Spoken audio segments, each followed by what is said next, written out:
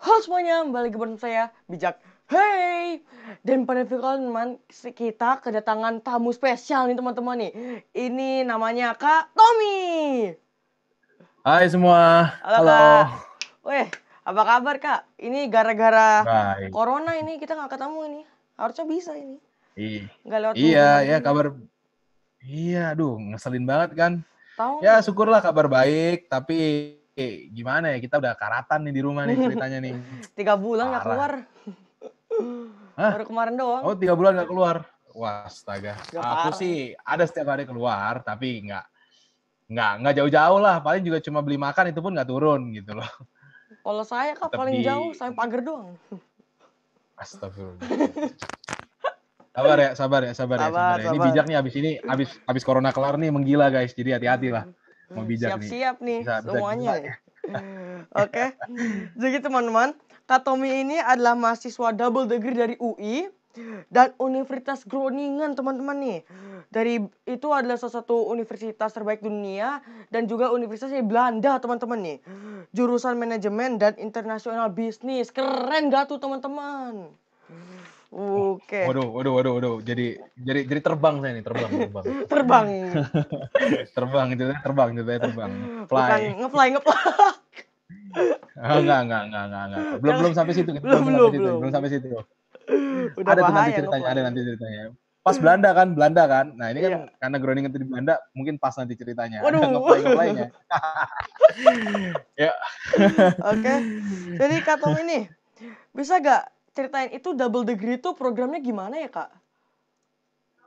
Oke, jadi di UI, ntar kurang ganteng nih gue ke atasan. Waduh. Ya, Siap bos, jadi siap. jadi hancur. Jadi gini, Jak, di UI itu ada program namanya kelas khusus internasional atau KKI. KKI. Nah, di setiap fakultas tuh ada. Aku dulu di Fakultas Ekonomi dan Bisnis ya, makanya jurusannya manajemen. Jadi programnya begini, namanya double degree atau gelar ganda. Jadi dapat 2 gelar dari 2 Hah? kampus, satu dari UI, satu dari kampus mitranya. Wih. Nah, di UI itu ada gelar, aku ngambil jurusan manajemen, jadi di Fakultas Ekonomi Bisnis. Ya, terus aku ngerjain itu 2,5 tahun di UI. Setelah itu aku lanjut berangkat ke Belanda untuk ngelanjutin gelar aku di Universitas Groningen namanya. Ya, jadi buat teman-teman yang belum tahu, Groningen tuh adanya di Belanda. Gitu. Belanda tapi agak pinggir dikit lah, dekat-dekat Jerman dikit lah. Masih dekat-dekat. Agak jauh. Itu. Kampung. Jadi kalau Belanda kampung ya itu Groningen namanya. Waduh. Gitu. Iya, beneran, serius Sekampung-kampungnya gitu tetap loh. Belanda itu Kak. Iya, tetap Belanda dong. Tetap Tetap masih mantap ya. Eropa lah. Oke nih. Terus Kak, gimana tuh Kak persyaratan masuknya Kak? Kan masuk UI kan udah dikenal susah. Apalagi udah ditambah sama itu juga. Aduh. Ya, jadi gini, kalau masuk di double degree UI, dulu aku masuk ada 2 jalur. Namanya SIMAK. SIMAK tuh dites. Untuk KKI itu ada cuma 2, SIMAK sama PPKB atau undangan. Jadi tes atau undangan. Nggak ada SNMPTN masuk ke KKI, itu nggak ada. Iya. Nah, kelas khusus internasional UI kan berbahasa Inggris. Jadi pertama syaratnya adalah bahasa Inggrisnya tembus dulu. Oke. Bahasa Inggrisnya untuk bisa dibuktikan dengan TOEFL dan atau IELTS. TOEFL minimal 5,5, IELTS minimal 5. Lumayan tinggi tuh. Nah, ya memang ya gitu deh. Nah, terus aku dulu ngambilnya IELTS. Memang lah sosokan lah, kita ngambil sedikit lebih tinggi. Bukan juga sih. Tapi gini, karena untuk ke Belanda nanti kan butuh IELTS. IELTS tuh lebih dibutuhkan di internasional. Jadi hanya untuk ngetes sebenarnya sejauh mana paham gitu ya. Jadi dulu aku ambil IELTS, ya syukur-syukur dapat nilai di atas itulah. Dulu IELTS ku 6,5. Dari Bendelnya kan 5. Terus satu lagi yang perlu dipersiapkan memang nilai rapot sebenarnya. Nilai rapot itu nggak boleh di bawah 8,8.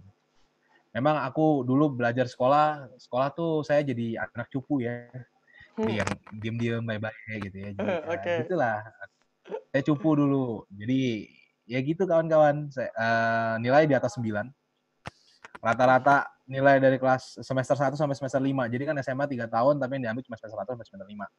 Itu rata-rata nilai saya dulu nilaiku berapa ya? 9,1 kalau nggak salah, hampir 91,4. Jadi Buset. iya. Mantap, Jadi mantap. jadi kawan-kawan nggak dibalik dari tingginya nilai saya itu ada kecupuan yang perlu saya Ada kecupuan dong. ya itu terus satu lagi pernah aku ikut Olimpiade Ekonomi. Jadi menunjang itu. Baru dengar loh saya ini, Kak, Olimpiade Ekonomi. Itu apa itu? Provinsi DKI Olimpiade Ekonomi. Heeh. Namanya apa ya? Lupa. Pokoknya Olimpiade Ekonomi dan finalnya itu di Lombok, se-Indonesia. Nah, Buset. kebetulan memang yang pemenang dia juara 1 nasional. Lah, kita apa tuh? Pendatang Kita baru. pinggir. Iya, bukan pendatang baru, penggembira namanya, penggembira, lebih tepatnya Gembira. penggembira. Dan juga nih, Kak, Iya. dari sekian Gimana? banyak partner, kenapa pilihnya Belanda, Kak?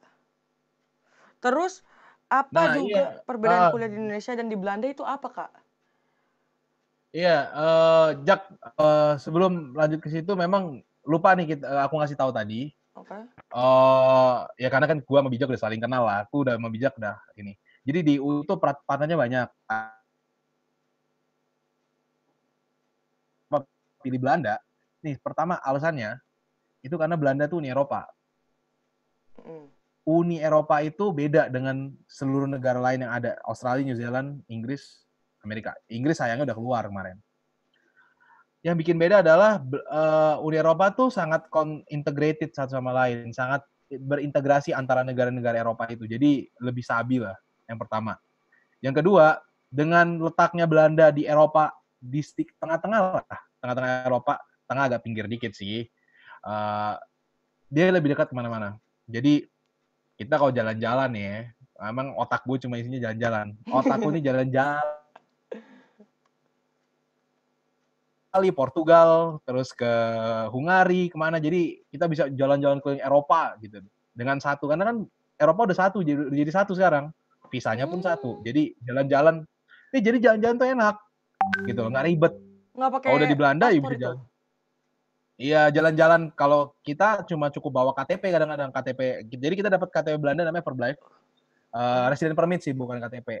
Tapi Verblijf ini dipakai untuk jadi izin tinggal di Eropa. Jadi aku kalau ke Jerman tuh nggak usah bawa paspor, kadang cuma bawa Verblijf aja berangkat gitu loh. Mantap. Ya, jadi dan perbatasan tuh nggak ada perbatasan namanya. Ya ada perbatasan tuh cuma cuma gini doang, kayak gini nih, kayak orang Bekasi ke Jakarta nih. Kayak orang Bekasi ke Jakarta, selamat datang Jakarta gitu doang. Kayak kamu masuk Jerman ya cuma selamat datang di Jerman, nggak ada polisi, nggak ada ini perbatasan, biasa aja. Buset kayak diibaratkan Alasan kedua. kota Alasan antar kota. ketiga, nah ini Oke. mohon maaf nih bos, kita kan bukan juragan ya, kita kan bukan konglomerat ya, kita kan bukan sultan. Oke. Nah, dari antara opsi negara-negara itu semua yang paling murah Belanda. Jadi menyesuaikan juga dengan kondisi kondisi keuangan. Tapi masih mantep sih Belanda. Iyalah, ya masih dapat kampus top ya syukur-syukur lah. Gitu. Nah itu jadi alasannya kan gitu. Terus nanti di Belanda itu sendiri kan gimana ya? Beda lah dengan Indonesia pokoknya. Bedanya di mana? Pertama, kelasnya itu sesi dosen itu isinya banyak orang, 600-an paling. Satu auditorium tuh cuma ada satu dosen, terus ada banyak mahasiswa. Kalau di Indonesia 600 kan orang. dosen tuh satu kelas cuma satu kelas kecil aja, kayak sekolah. Kayak Idih, kayak sekolah mantep. gitu loh. Jadi kita selalu pikir kayak Indonesia tuh sekolah gitu, kuliah tuh sekolah, cuma pindah tempat aja gitu loh. Kalau di Belanda memang dosen itu cuma ngasih garis besar. Nah, biasanya kalau di kuliah kan ada dosen, ada tutorial namanya, tutorial atau asistensi dosen. Nah, yang ngajar tuh asisten dosen di kelas-kelas kecil. Nah, kalau di UI itu kelas lecture, kelas dosen sama kelas asisten dosen itu sama kelasnya. Di situ-situ doang, satu kelas kecil, 30 orang, tutornya sama, jadi kita nggak punya interaksi soal pelajaran dengan kelas lain. Tapi kalau di Belanda, ada tutorial yang sama dengan UI, kayak di kelas 30 orang, dan itu di situ kita lebih padat menjelaskan sesuatu tuh lebih padat. Itu yang pertama. Ya, jadi itu beda Jadi di Belanda tuh dosennya sifatnya kolosal kayak di bioskop lah. Nah, Oh. itu yang pertama. Yang kedua, di UI dosen dan tutorial kita harus masuk dua-duanya, di absen. Kalau di Belanda dosen tidak di absen, sesi dosen, sesi lecturing tidak di absen. Jadi boleh bolos. Wih. Itu kan di belakang ada auditorium kan itu 600 murid. Itu gurunya apa nggak tepar itu, Kak? Yang sayangnya pada faktanya kita yang tepar, Bos, bukan dia, Bos. Waduh, kebalik. Kita yang tepar. Iya, karena kan dia ngajar pakai speaker ya, Bos ya. Kita kan Oh. cuma pakai, iya, kita kan cuma ngeliatin dia tuh di layar tancap gede banget. Nah, 2 jam tuh dia ngoceh di situ tuh. Ya udah, kita yang kelenger. Dia sih biasa aja kayaknya. Gitu. Ya, jadi karena kuliah lecture di Belanda, lecture atau ya dosen, sesi dosen di Belanda tuh sangat sans. Sans banget. Kita boleh cabut, kita boleh. Yang penting kalau kita datang kita nggak boleh bikin ribut di dalam ruangan itu aja. Oh. Pernah nih satu saat ada kelas, aku datang sama teman-temanku. Sedikit nggak penting sebenarnya kelasnya. Jam 7 malam. Jadi di sana kuliah jam 7 malam. Di auditorium gede itu, iya, jam 7 malam. Nggak takut ada Jam 7 penjahat malam. gitu atau apa? Muka kita udah serem, Bos. Kayak penjahat juga takut. Nah, terus gitu. Datang jam 7 malam kelas. Set. Jam 7 sampai jam 9. Saking sansnya itu seksi lecture, gue sama temen-temen, kita semua main Mobile Legend dong. Siap. Mobile Legend. Mobile Legend. Iya, pas itu gue masih push rank. Saya masih push rank, Pak. Jadi, ya udah akhirnya karena kita bosen ngeliatin tuh dosen ngoceh, mendingan ya kita main Mobile Legend. Toh juga, ilmu yang ada di dosen itu nggak bakal kelewat, karena direkam. Jadi nanti kita tinggal buka website kampus, buka kelasnya, direkam semua lecturing itu. Jadi nggak usah takut. Perhatian sekali universitasnya itu. Iya dong, top. Ngapain kan datang udah kadang-kadang buang ongkos, buang tenaga, males gitu. Dia udah tahu kampusnya. Ini kita semua para bandit-bandit pemalas yang nggak pernah mau masuk. Tiba-tiba Buat kan malam-malam. welcome to Mobile Legend. Waduh. Iya. Nah, itu kita atur lah. Terus, nah, sebelum berangkat ke Belanda, itu persiapannya apa aja, Kak? Apa cuma siap mental doang? Enggak sih. Saya kesana modal nekat, Bos. Waduh, modal nekat. Enggak. Ya kali. Berangkat ke Belanda tuh bukan kayak kita nongkrong terus ngobrol sama teman kita, kuy Belanda gitu. Enggak begitu. Enggak begitu, oke. Jadi begini. Pertama, ini perlu kita bedain dulu. Ada 2 hal yang bisa kita bedain. Pertama, persyaratan akademik dan bahasa, sama satu lagi persiapan lain-lain. Nah, persiapan akademik itu adalah gini, di UI sebelum berangkat ya sebelum diterima itu kita harus daftar kan ke Belanda dari UI. Persyaratannya IPK dulu 3 minimal. Bahasa Inggris IELTS 6,5 dengan band setiap indikator tidak ada yang di bawah 5,5. Itu persyaratannya ya. Jadi persyaratan akademik. Persyaratannya akademik dari UI adalah IPK di atas 3, terus sama itu untuk melaksanakan double degree di Groningen. Nah, yang kedua nih, persyaratan yang tadi lain-lain nih sifatnya adalah dari diri sendiri. Buat diri sendirilah.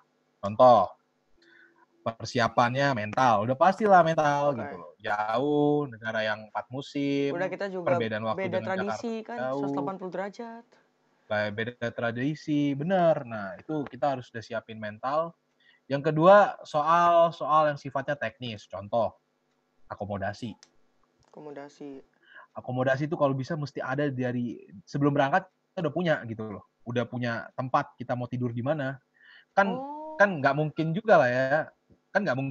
Kan kita nyampe sana tiba-tiba tidur di emperan nggak mungkin. Iya. Mungkin kita tidur di halte bus nggak mungkin. Kita jadi gembel di sana nggak mungkin. Kak, tapi kalau misalnya itu cari tempat itu di sana itu susah nggak untuk tinggal? Itu kalau berdasarkan pengalamanku itu bukan susah atau gampang, itu ngeri-ngeri sedap itu. Waduh, ngeri-ngeri Nyari sedap. tempat tinggal. Iya, karena gini, ada dua cara buat orang Indonesia ya. Jadi ini bersyukurlah kita kalau jadi orang Indonesia di Belanda.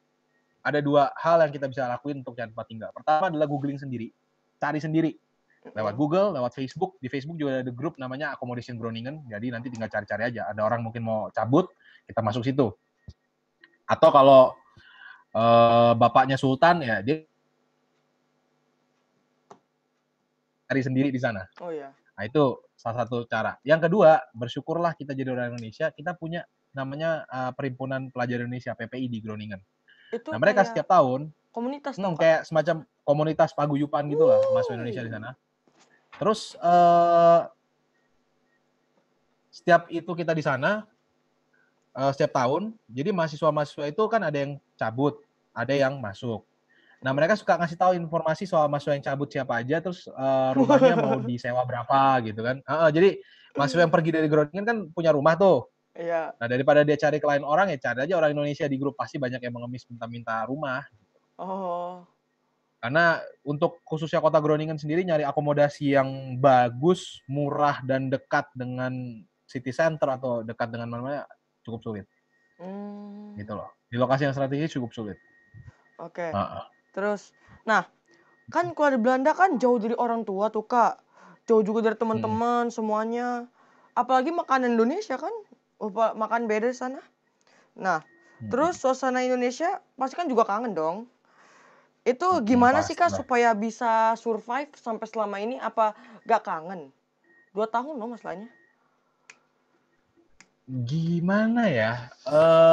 Pertama gini, kita mau bahas satu-satu sih. Lebih bagus coba. Kangen gak sama orang tua? Kangen. Tapi ada Skype, ada Zoom, ada WhatsApp. Setiap hari bisa kalau misalnya mau teleponan. Jadi ya itu yang pertama. Teman-teman juga bisa dengan hal yang sama. Teman-teman di Indo juga banyak. Nah, terus bagaimana dengan suasana? Kita bicara atmosfer Belanda, terus kita bicara makanan Belanda. Sebenarnya sekali lagi beruntunglah kamu jadi orang Indonesia di Belanda gitu. Karena Belanda itu banyak sekali orang Indonesia. Ya kita tahu lah bagaimana hubungan kita dengan Belanda. Terus itu ada juga lagi orang Suriname. Buat yang belum tahu, Suriname itu negara yang dekat Brazil di Amerika Latin sana. Jajahan Belanda, di mana hampir 30% masyarakatnya itu orang Jawa. Jadi banyak orang-orang Surinam juga di Belanda yang jual makanan yang rasa Jawa. Nggak susah. Nyari makanan Indonesia di sana itu nggak susah. Banyak restoran Indonesia, restoran banyak, Surinam restoran banyak, jadi nggak terlalu kangen. 90%. Yang bikin sedikit kita aku saat cultural shock di sana itu, culture shocknya suasananya beda sih. Belanda itu gimana ya? Belanda itu multikultural, itu yang pertama. Ini kita coba ya, kita lihat, kita bandingin dengan Jakarta. Mungkin buat tanya bijak nih. Tanya bijak. Berapa kali bijak lihat orang hitam, misalkan katakanlah di Jakarta. Orang kulit hitam yang dari Afrika sana, atau orang Arab. Tidak akan, aku yakin jawabannya. Iya, aku yakin hitam. Gitu. Cuma nggak sebanyak. Ntar kita buat masalah lagi masanya. Iya, makanya nanti kita bikin masalah lagi. Tapi gini, artinya di Belanda itu banyak sekali orang yang multi etnis, multi ras. Jadi jangan kalian berpikir orang Belanda itu cuma putih doang. Iya betul, ada orang aslinya. Tapi sana ada orang hitam, ada orang Afrika lah, jangan bilang orang hitam. Orang Afrika, ada orang Arab, ada orang Turki, ada orang Cina, ada orang yang macam-macam semua kumpul di Belanda. Bahkan mereka udah jadi orang warga negara Belanda gitu loh. Dan jangan lupa orang Indonesia tuh merupakan imigran terbesar juga di Belanda. Bayangin, dari 18 juta orang Belanda. 18 juta orang Belanda, 2,3 juta tuh semua keturunan Indo. Dari berapa tadi? Dari 18 juta, 2 jutanya keturunan Indo. Siap. Jadi banyak. Jadi sebenarnya itu udah kayak rumah kedua kita juga. Gitu. Oh. Buset, 2 jutanya loh. Itu kayak 2 juta itu sebekasi. Sepertujuhnya. Iya, 2 juta tuh banyak loh, sebekasi lah. Buset. Ya, jadi sebekasi itu orang Indonesia, orang Belanda keturunan Indo. Jadi kita harus siap dengan hal-hal yang seperti itu. Ya beda lah. Kita cenderung paling perbedaannya adalah sama-sama orang Indonesia, tapi dia Batak, dia Bali, dia Jawa gitu. Tapi kalau di sana dari seluruh penjuru bumi ini ada gitu loh. Iya. Itu sih yang maksudnya ya itu hal yang bagus, tapi tetap kita sebagai orang Indonesia sedikit shock juga sih. Ternyata sangat multikultural ya. Itu sih. Nah, sendiri tadi kaget Kak dengernya. Bisa Iya, banyak gitu. makanya. 2 juta. Nah, 2 juta orang Indonesia di sana.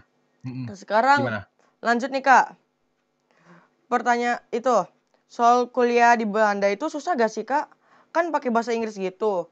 Dan bijak lihat tadi dari penjelasan Kakak yang tadi kok beda banget sama yang di Indonesia. Tapi itu bisa Kakak bisa jelasin nggak? Ya, gini. Kalau dibilang susah, tergantung kita nyikapinya gimana, kita jalaninnya gimana, itu depends. Jadi ada orang yang menganggap itu mudah, ada orang yang menganggap susah. Tapi satu hal yang kita perlu tahu ya, Belanda punya sistem penilaian tuh susah. Oke. Ada namanya guessing factor. Apa tuh? Nah, guessing factor tuh jadi gini, Jak. Ini aku kasih contoh ya. Dari 10 soal, kalau kamu bener 7, nilai kamu berapa? 70-an harusnya.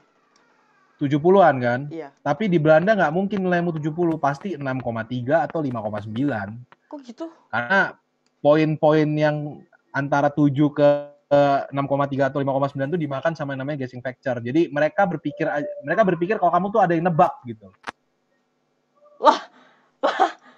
Lah kok gitu? Jadi jangan bilang, weh beruntung gue bener.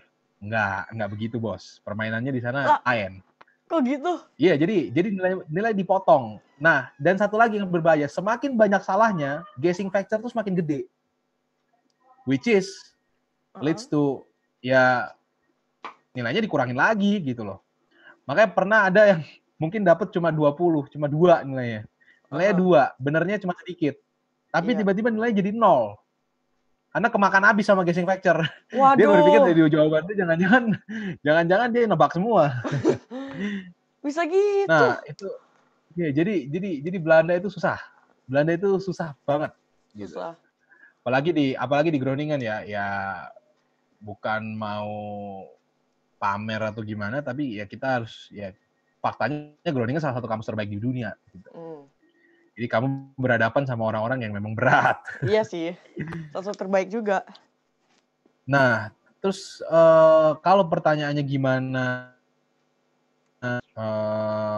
kita nge-encounter, artinya menghadapi itu ya kita harus disiplin. Buat saya nih, orang yang IQ-nya rada-rada terjerumus. Terjerumus. Jujur. Ini cerita jujur. IQ dulu pas tes IQ kelas SMA kelas berapa ya? Kelas 1 apa? Itu IQ salah satu paling rendah di kelas.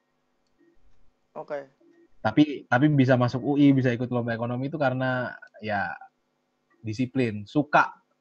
Pertama emang suka dulu subjeknya ekonomi. Aku kan memang suka ekonomi politik, makanya kelas 2 ngambil IPS.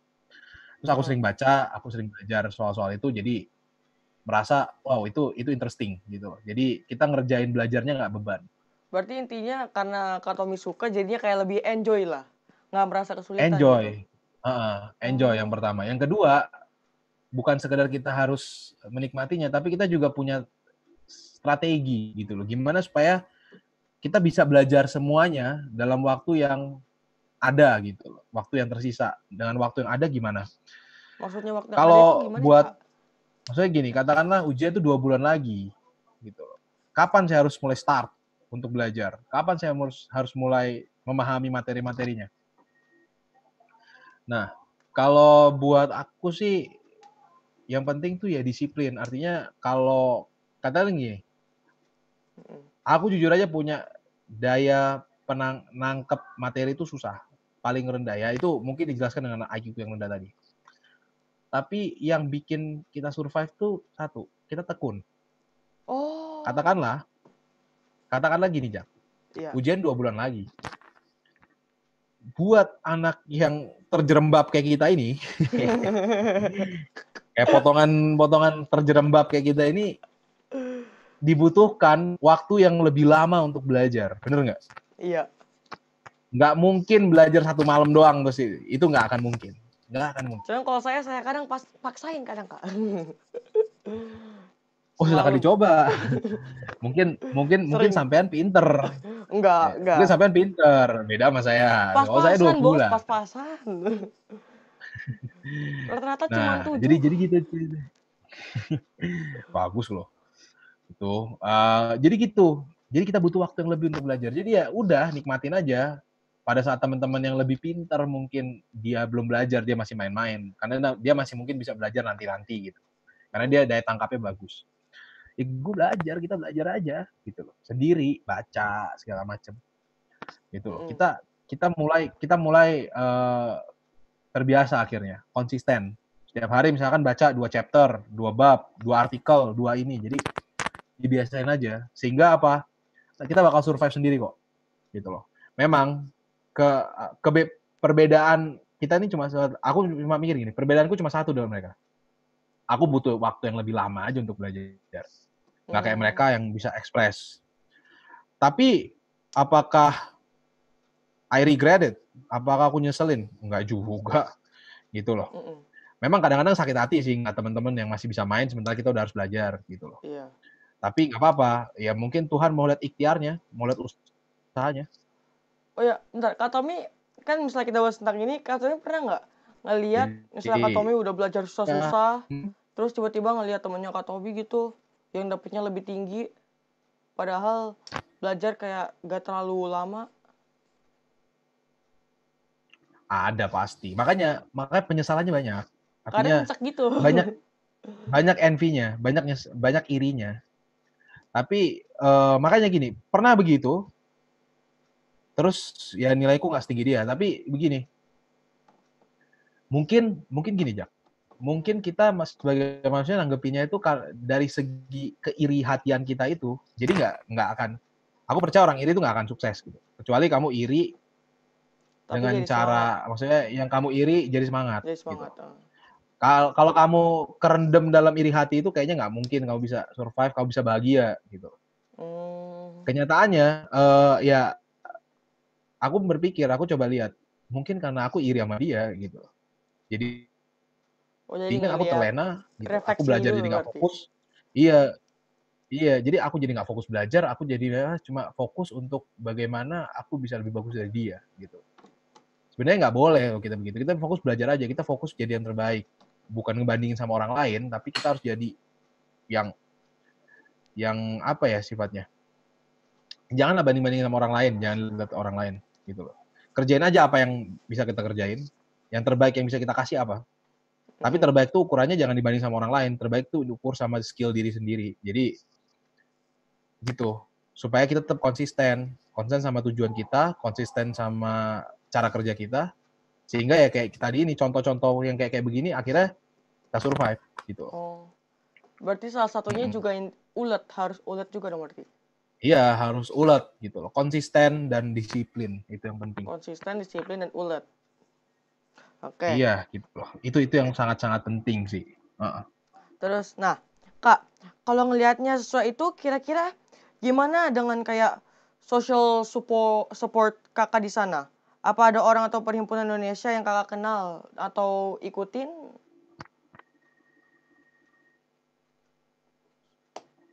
Halo? Halo? Halo? Ya. Oke. Social support Iya. di sana. Iya. Oke. Karena dunia ini udah gak ada jaraknya gara-gara sosial media, orang tua tetap jadi social support utama, keluarga, teman-teman. Kebetulan dari UI satu angkatan yang berangkat ke sana ada 7 orang. Wih, enak dong berarti. Ya jadi kita jadi kayak keluarga, jadi masing-masing kita saling support. Terus di sana juga aku ikut ada PPI kan, tadi yang aku bilang Perhimpunan Pelajar Indonesia. Aku dulu sana kerja jadi job desk-ku adalah jadi wakil ketua bidang politik dan kajian strategis. Waduh, mantep. Serem. Serem sih, dari namanya serem sih, tapi mantep. Iya, gaya-gaya aneh dulu. Nggak ya itu di situ kan kita banyak bekerja soal bikin artikel, bikin kajian akademik, bikin jurnal, nulis, bikin diskusi segala macam. Nah, ya di situ juga kita ada sosialisasi sih, nyari teman Indonesia lain, gitu. Akhirnya ya kita jadi dekat masing-masing karena orang Indonesia tuh ya gitu ya, budaya kita tuh kita sangat apa ya? Kalau dibilang namanya kolektivis. Jadi Kita tuh apa aja yang penting grup ngomong apa lah, kelompok kita ngomong apa kita ikut di dalam satu grup. Oh Jadi iya. ya rasa apa ya kalau kita bilang tenggang rasa kita tinggi gitu loh. Jadi saling support sama teman-teman. Jadi ya bagus sih dengan adanya itu, dengan partisipasi itu. Makanya kalau yang mau kuliah di luar negeri aktif-aktif juga lah. Gitu. Supaya dapat social support yang banyak. Oke. Nah, terus Kak nih. Dan tadi kan bahasnya kayak tentang kuliah gitu. Coba kita beranjak di luar itu. Ke kehidupannya di Kemana dong? maksudnya Kemana? ke Beranjak kehidupannya kemana di kita? Belanda itu gimana itu? Selain kuliahnya apa? Terus dan pengeluaran sehari-harinya itu kira-kira bisa berapa itu? Apakah mahal kalau di Belanda? Mahal dikaji dari mana nih? Karena gini, ya kalau dibanding Indonesia mahal ya. Tadi gini ya, aku coba kasih gambaran sebelum berangkat ke Belanda Iya. itu kita harus punya uang minimal 900 euro untuk biaya hidup untuk dapat visa Belanda. 900. Itu kira-kira berapa tuh kalau ke rupiah, Kak? 14,5 juta dengan kurs hari ini ya sekitar Siap. 14 per bulan. Nah, kita punya kali 12 supaya kita bisa hidup setahun supaya dapat visa. Heeh. Nah, itu jadi gambaran awal. Memang ada uang itu. Tapi pemerintah Belanda bilang itu pengeluaran minimal. Sebenarnya nggak juga. Kalau dapat kos-kosan murah, masak sendiri setiap hari, terus mau kemana-mana naik sepeda atau jalan kaki, pasti bisa lah, murah. Pasti bisa. Ada yang pengeluarannya cuma 600 bahkan masih ada sisa tabungan 300, lumayan kan? Iya. Buat dibawa jalan-jalan gitu loh. Atau ya buat nanti liburan-liburan lucu gitu kan ke Heeh. Spanyol, ke Portugal, dekat Buset. pantai gitu. Di Eropa nggak ada pantai bagus by the way bos. Jadi kita kalau mau ke pantai-pantai ya ke Spanyol. Iya nggak bagus. Wajar lah orang Eropa kayak Bali gitu. Oh. Karena nggak ada pantai yang bagus, nggak ada pantai yang indah. Jadi kita ke Spanyol, Malta, Itali, Portugal, Prancis, yang selatan-selatan itu ya bisa ditabung kan uangnya untuk. Oh ya BTW Kak, Jadi ya so far salah. kalau masalah kayak kan tadi kan Kakak bilang kan kayak ke Spanyol ke apa, itu naik apa untuk ke sana? Harus naik kereta kah atau apa supaya bisa ngelewatin perbatasannya itu? Kalau dari Belanda ke selatan coba kalau kita lihat peta nih ya. Oke. Nanti saya Tadi akan kasih taruh di gambar sini. peta aja. Nah, taruh gambar peta. Oke. Dari Belanda ke Itali, ke Spanyol, ke Portugal, ke Malta, apalagi Malta ya. Malta tuh pulau kecil, pulaunya kecil kayak Bali, tapi di tengah-tengah Laut Tengah, antara Eropa sama Afrika. Jauh, jauh kan. Nggak mungkin lah kita naik mobil gitu loh. Jadi ya pasti naik pesawat. Uh, tapi tiket pesawat di sana jujur murah kok. Maksudnya kalau lagi dapet enak murah. Kayak dulu aku ke Itali, Milan tapi ke Milan nggak ke pantai-pantai. Kita memang anak gunung gitu. Kita nggak suka anak Anak pantai. gunung, siap. Senja, Ya, senja. kita sukanya kita sukanya yang bergunung-gunung. Siap, siap. Jadi dulu dapat tiket kurang lebih PP Amsterdam Milan itu 40 euro. Itu sekitar berapa tuh kalau ke rupiahnya? 40 euro itu kalau rupiah sekarang berapa? 600.000 kali, 600-700.000 kali. Itu udah kedua Untuk negara. penerbangan ya dari Amsterdam ke Belanda, dari Belanda ke Itali. Belanda ke Itali 700.000 untuk jangka waktu penerbangan 1,5 jam. Oh, Sekarang coba kita bandingin sama Indonesia. Dapat nggak tiket dengan harga segitu penerbangan 1,5 jam PP? Nggak mungkin. jauh bos. Nggak mungkin. Ya jauh, memang negara-negara itu jauh. Spanyol aja ke Barcelona 2,5 jam, Madrid juga 2,5 jam. Kalau mau lebih caur lagi ada namanya Canaria, Grand Canaria, Las Palmas de Canaria. Itu di tengah-tengah Samudra Atlantik depan Afrika. Tapi wilayahnya Spanyol. Itu terbang dari Amsterdam 5 jam. Oh, kayak dari Jakarta tuh ke Hong Kong gitu terbang. Kadang-kadang murah juga tiketnya. Ya banyak orang-orang Belanda pergi ke sana jalan-jalan kalau ke pantai itu. Tapi kalau ya itu kan soal itu. Tapi kalau ke yang dekat-dekat katakanlah Prancis, Paris lah, yang paling paling mainstream Paris atau ke Berlin. Itu rata-rata kita naik kereta atau bus sih. Kita cari bawa mobil sendiri. Jadi bawa mobil sendiri aja muter-muter gitu. Seru jadinya bawa mobil sendiri. Jadi kan santai, satu mobil teman-teman semua isinya. Iya. Ngapain Seru kayak di kayak jalan tuh. ya kan? Seru. Seru bawa mobil, apalagi kalau ke Jerman ya. Kalau ke Jerman apalagi kita anak laki. Waduh. Anak laki itu kan suka mobil.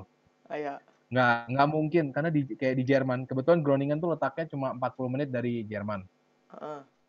Di Jerman tuh kan jalan tolnya nggak ada batas kecepatan. Jadi anak-anak laki itu biasanya ngebutnya itu sampai Waduh, gak kita boleh. kemarin 200. Tapi Iya, kita kalau di sana sampai bukannya sepi 220. ya, Kak? Saya kemarin lihat di Tolnya video. sepi.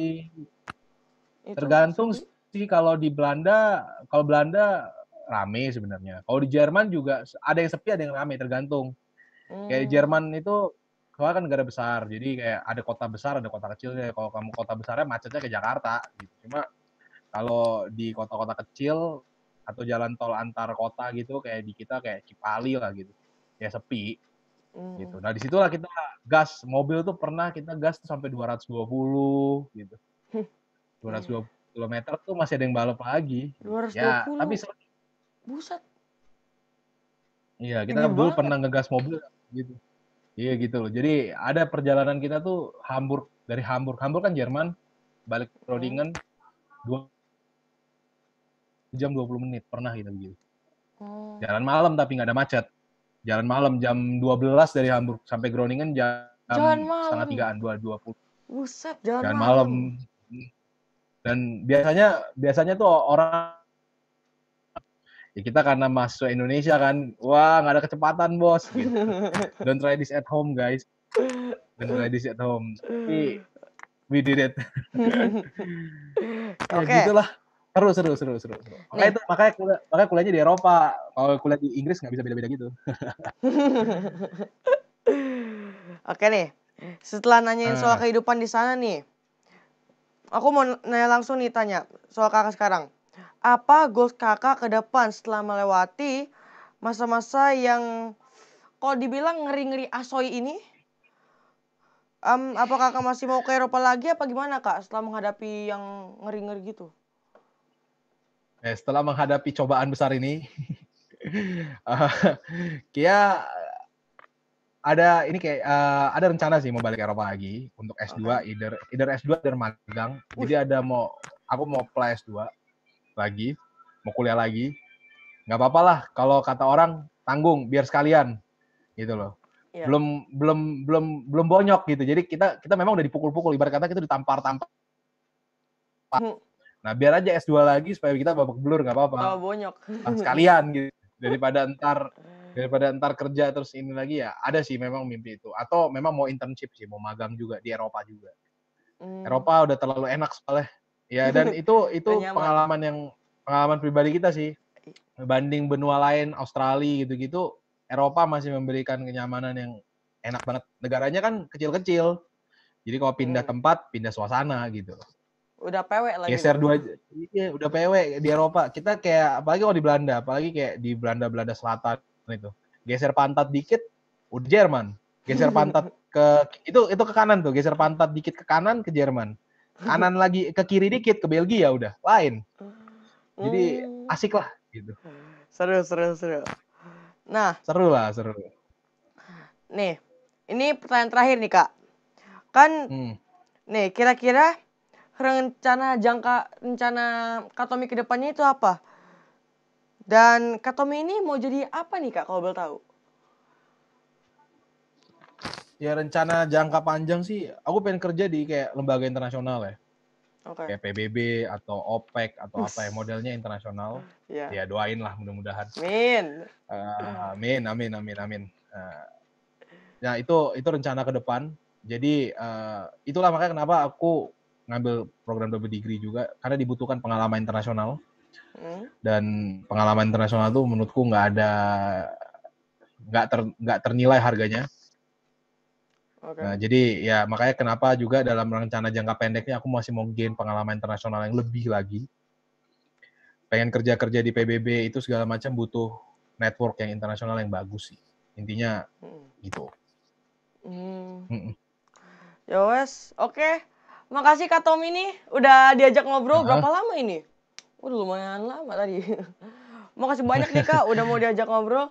Oke teman-teman, Iya. di kali ini tolong like free, tolong share free nih agar teman-teman kalian juga tahu pengalamannya Kak Tommy ini yang berada di Belanda. Dari UI ke Belanda Thank you teman-teman. guys. Nah, tolong like video ini agar video ini berkembang dan tolong subscribe channel ini agar channel ini dapat berkembang teman-teman dan tolong komentar karena saya membutuhkan komentar kalian untuk membuat channel ini lebih bagus teman-teman. Oh ya, sebelum ini diakhiri, Kak Tommy ada pepatah kata nggak untuk yang nonton nih? Konsisten dan disiplin untuk ngejar cita-cita ya. Tuh, konsisten dan Karena disiplin itu yang tuh. dibutuhkan. Itu yang dibutuhkan. Oke, So mantep banget gue ya. Oke teman, gitu kali ini. Dadah.